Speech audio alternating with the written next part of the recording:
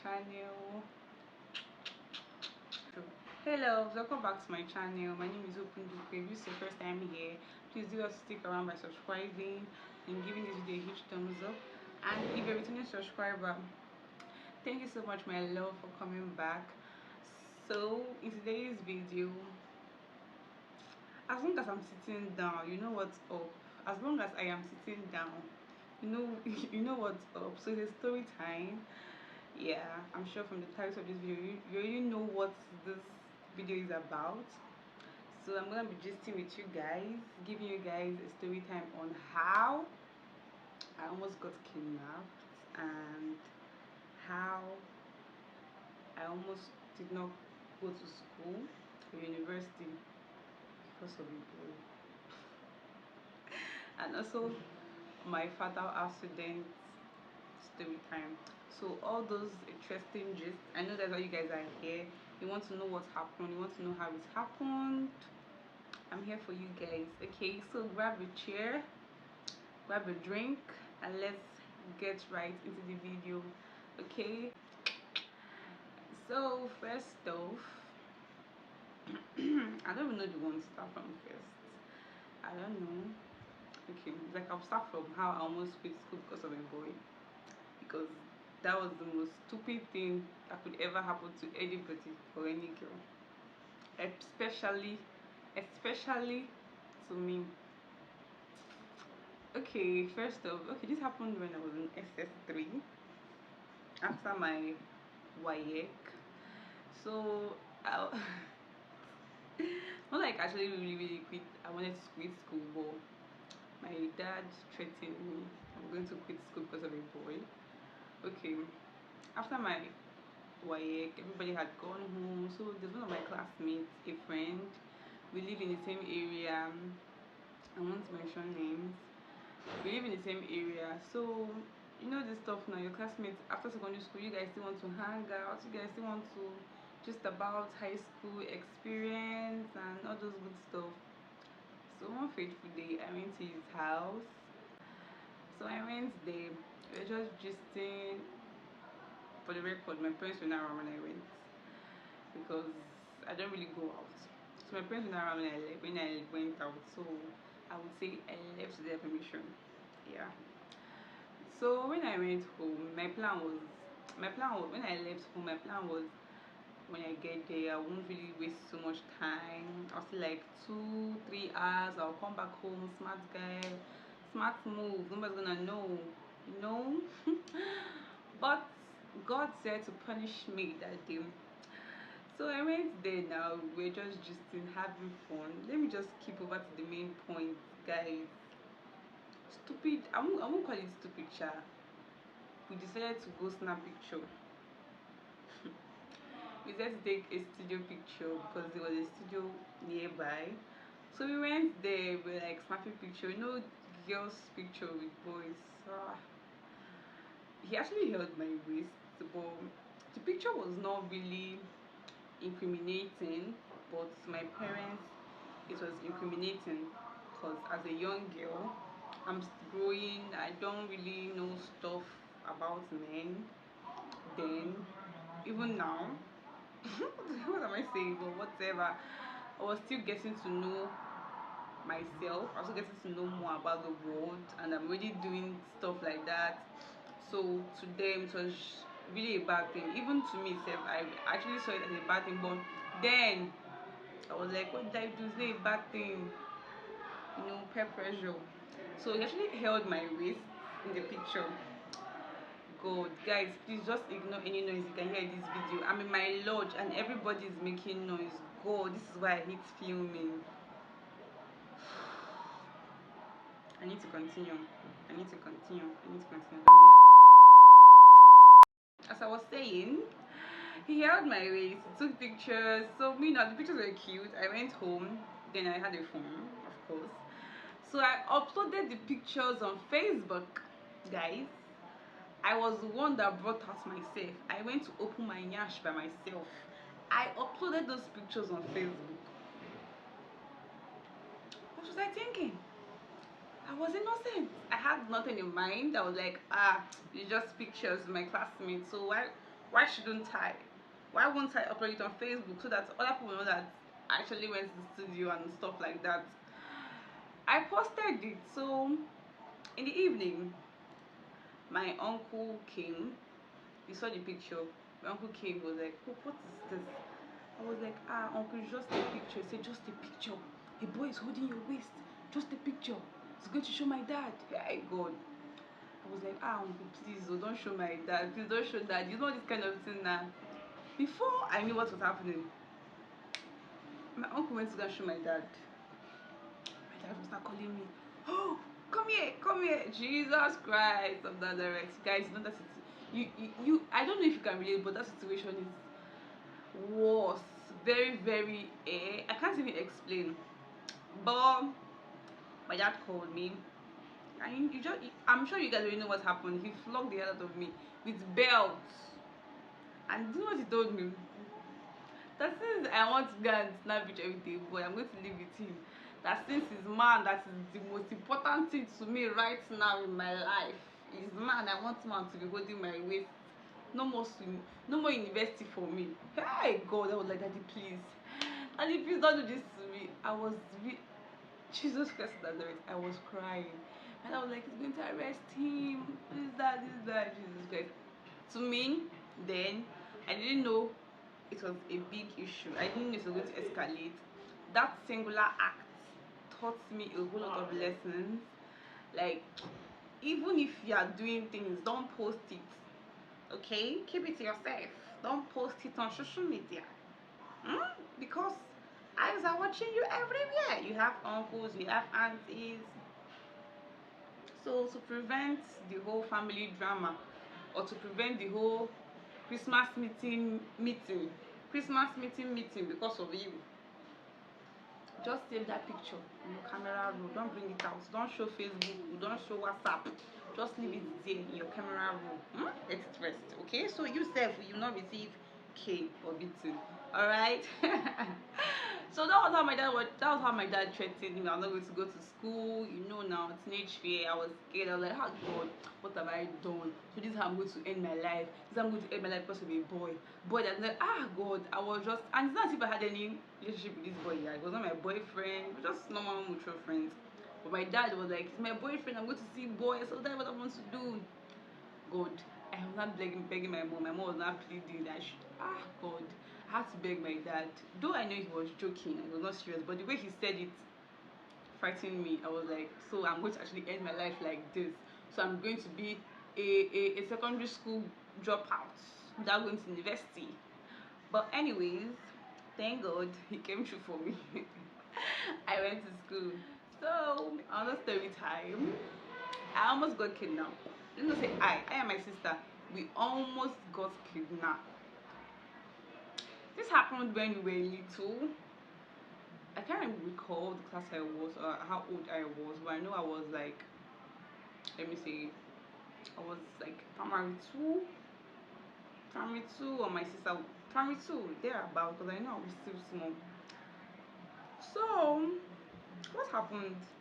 We were coming back from the village. I, my mom, my sister, my dad, it's one of our uncles that was driving us. So my dad was supposed to come with us, but he decided not to come with us. He decided to come back 2 days before, because 2 days after, because he had things he needed to clarify before he came back home. So it was just me, my mom, and my sister with my uncle that was driving us back to PH. So on our way there, Jesus Christ. Sorry. I really need to get a mic. Like for real. I really need to get a mic.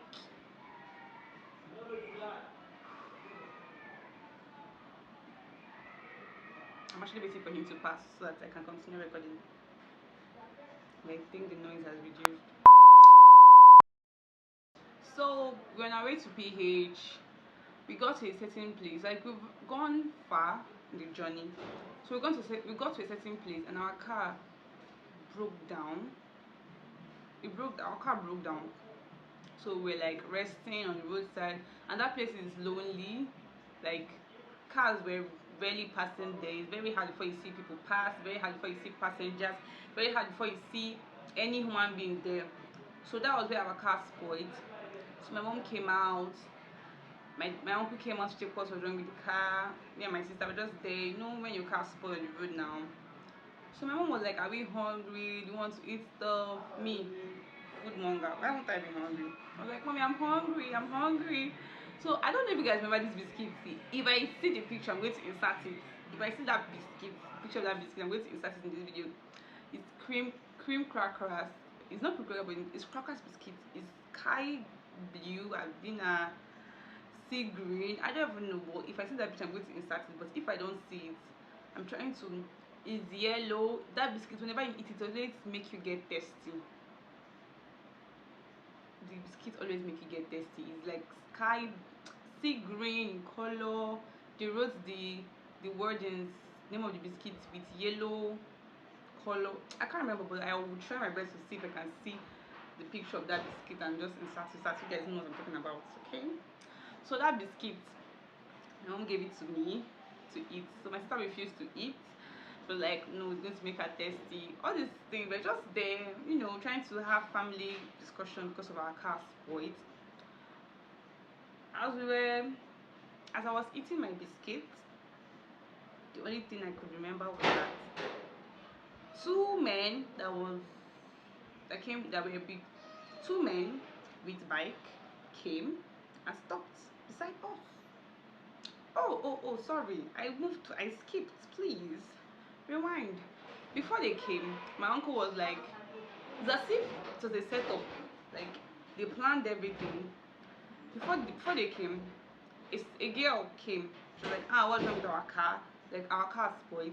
So the girl was like, she knows someone that can take my uncle to where he can get mechanical, change tire. I can't remember what's wrong with the car. So the girl called a guy. A guy came and carried my uncle and left. So we don't think about anything. Our only problem was just my uncle left. So as if they planned everything. When my uncle left, next thing, I and my mom were outside. My sister was inside because my sister was like, she don't want to eat biscuits. She was just moody. So I and my mom were outside. Like we came up from the car. Next thing, we saw two guys with bike. Phew, they came. I don't even know what was going to happen. Next thing, because I don't know if you know these pistols, not pistols, I don't know how to explain it. All these things that police people hold in their hand now to beat people. That's what they were with. We're like, where's the money? Where's the money? Where's the money? This thing is not today's story. It's long. It's been long. So we're like, where's the money? Where's the money? Me, no normal children. They always start crying. My sister were crying. They were like, okay, they held me because my sister was inside, so they held me like, you know, when you want to hold some, they held my neck, like pointing gun on my head, like if you don't break the code. Me at that time, I didn't really know what was happening. What I know is that some men that were not my family members came and they were pointing gun. So I was just crying. That was just what I was just doing. Like if my mom don't bring the money, they're going to shoot us. They're going to shoot me, shoot my sister. My mom was like, "There's no money. There's no money." And that time this Mercedes Benz. That was the car racing. That was the car that we had that time. They stole my mom's Motorola phone that my dad just got her. Motorola now, OG. They stole the phone. Like these people, they were hungry thieves.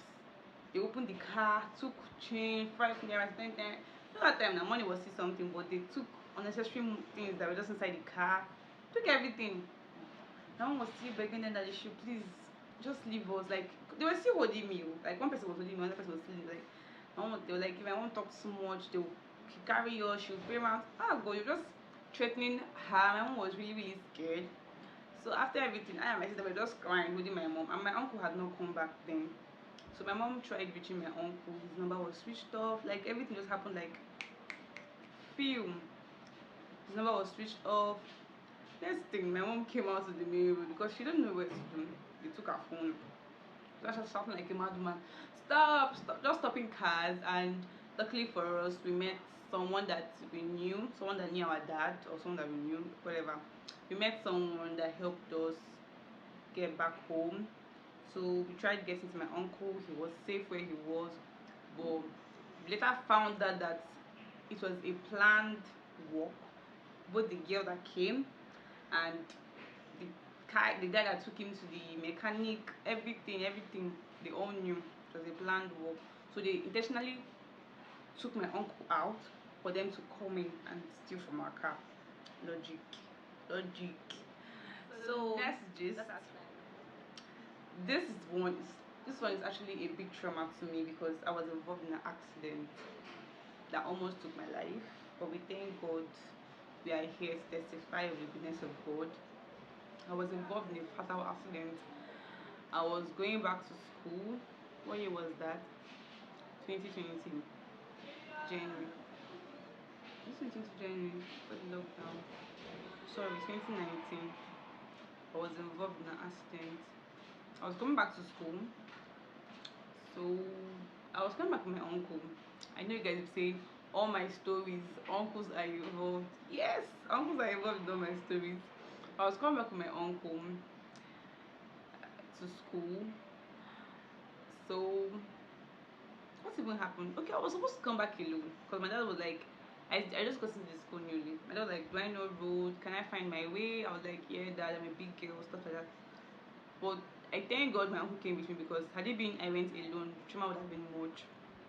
So I was going back to school and I was going back to Anambra State. We followed Agulu Road. I don't know if you guys know Agulu, but the road we followed then, most drivers are not following there again because that road is very bad. People have accidents there regularly. Jesus, regularly. So drivers don't really follow there again. But that place is Agulu. The accident happened when I've already arrived Anambra State. So I can't really recall what happened, or I can't really explain how it happened. But all I could remember was that I was in a vehicle. There was a small girl sitting there beside me. She was listening to music with my phone, and I just bent. What I could remember, I just bent down to like take something from the ground, and next thing everybody was shouting, "Jesus, Jesus, Jesus!" Our car was somersaulting. Yes, I wouldn't say a car that somersaulted. Our car somersaulted, but according to my uncle, he said 7 times. But if I tell you 7 times, you say 7 times, they lie. No Nigerians, but they don't want to believe you. But me, I'm saying what they told me. There was some people asked me, "Did you count it? Are you sure you counted it?" I did not count it, but my uncle told me it was 7 times. So why won't I believe him? Our car somersaulted. 20 people had injury. Like I just thank God that that car did not land how it was meant to land.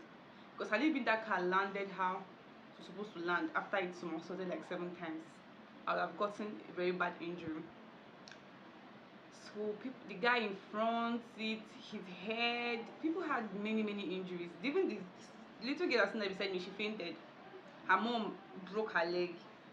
But all thanks to God, miracle Jesus. Miracle Jesus. I won't really say I had injury. I was not really injured, but my bone got fractured because the driver was landing on the side I was. So my my bone shifted, fractured, all this stuff. I'm not a medical student. Please don't come for me. Don't come for me. I don't know how to explain it, but my hand, I could not lift things. My bone was fractured. My uncle, nothing really happened to him, but nothing happened to my uncle because his clothes just tore. But all my food stuff, everything is scattered on the ground. People everywhere was very bloody. I had to jump out through the window because the door was stuck. So I could not come out. I had to jump out through the window because, and the situation that thing happened, that car can actually explode. But I actually thank God that car did not explode because when it happened, I was like, what is happening? I was not I could not place where I was. I was not understanding where I was. I don't know where I was at that moment. My uncle was like, my uncle shouted my name, Hope. So when my uncle shouted my name like 2 times, I was like, I came back to myself. Like I was involved in an accident. I had to jump out through the window to like prevent myself from being in the car when it explode. The people around managed to drag out people from the car. It's been a long time. I don't have any picture to insert, but I will check now. Insert pictures of the car. I usually thank God that nothing actually happened to me. I went back to when I even called my parents was like, I should come back home. I was like, what are you even saying? I've left Abia State. I'm already in Anambra State. I should come back to Abia State. What's something that happened to me when I'm coming? When I'm going back home, I was like, no, please, you should just allow me. I had to come back to school. Went to my school, and what is it called? Medicals. I did X-ray to check if I had any internal injury and stuff like that. But luckily for me, I was fine. They just gave me drugs and massaged my hand.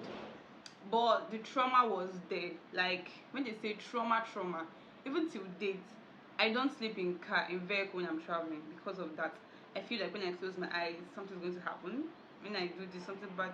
So I'm always conscious. I hate sitting in front because when I'm seeing the movement of the car, I'm always anxious. I'm always, my eyes are always on the road. I'll be scared. That's it. Don't come for me. But that just what happened. This is part of the trauma I got from the accident that is taking time to go. This the accident even made me, I was like, I'm never going to drive. Yes, I said it, and I'm trying my best to stick to it because driving is really, I don't know how to even explain it, but I wonder how people drive. Oh, on God, I wonder how people drive. Even when my dad is even driving and he's trying to overtake a trailer, I would tell him, Daddy, please calm down, please. I beg in the name of God. Why are you overtaking this trailer? Allow it, let it pass in peace, please. We'll pass later. My dad will be like, do you want me to escort it? I'll be like, Daddy, please escort it for my sake. Because me watching trailer in front of me behind it trying to over. What if that trailer roll back? All those funny thoughts will just be coming around my head and disturbing my sanity. So that is why I just said, nah, I don't think if I can do this, if I can do this driving skill, stuff like that. So yeah, I think this is the end of my story time. Maybe guys, something hot. So yeah, this is the end of my interesting story time. I hope you guys enjoyed this video. Please do well to like this video, subscribe to my channel, leave sweet comments because it's not easy to film. It's not easy to sit down, think of things and actually carry them out. So please do well to engage in all my videos, and I will see you guys in my next video. Please, if you guys enjoy the story times, let me know in the comment section.